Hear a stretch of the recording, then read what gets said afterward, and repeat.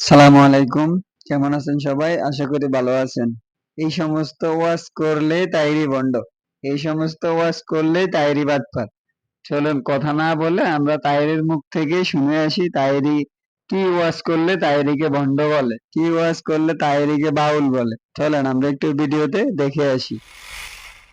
যখন আল্লাহ আমারে নূর বানায়া কুরায়, তখন তোমার মতো মৌলবি ছিল না, তোমার মতো মুন্সি ছিল না, তোমার মতন ইমাম সব ছিল না।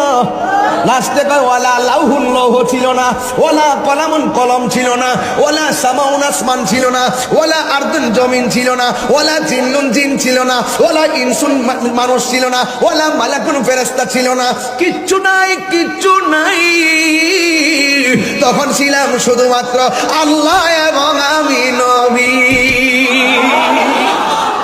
এটাই হলো আমার রসুলের আসল রহস্য। আসেন তো দিকে আরেকটু সামনে বাড়ি। রাসূলের সুরত আল্লাহর দরবারে যখন ছিল, রাসূলের সুরত কয়েকটা ছিল। একটা সুরত ছিল সূরাতুল তাউসিন, ময়ূরের সুরত। সুবহানাল্লাহ। আমার রাসূলের আরেকটা সুরত সূরাতুল কাওয়াকিব, নক্ষত্রের সুরত।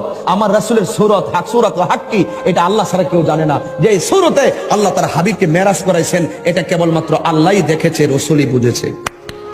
আমার আল্লাহ কয় বন্ধু গো, এই পৃথিবীর কেউ যদি আপনাকে না ডাকে, আপনাকে ডাকার জন্য আমি আল্লাহই যথেষ্ট। তুমি কি মনে করো নবীর দাঁড়ায় সালাম না দিলেই বুঝি নবীর সম্মান কই মাজাই না রে? না, কমে না।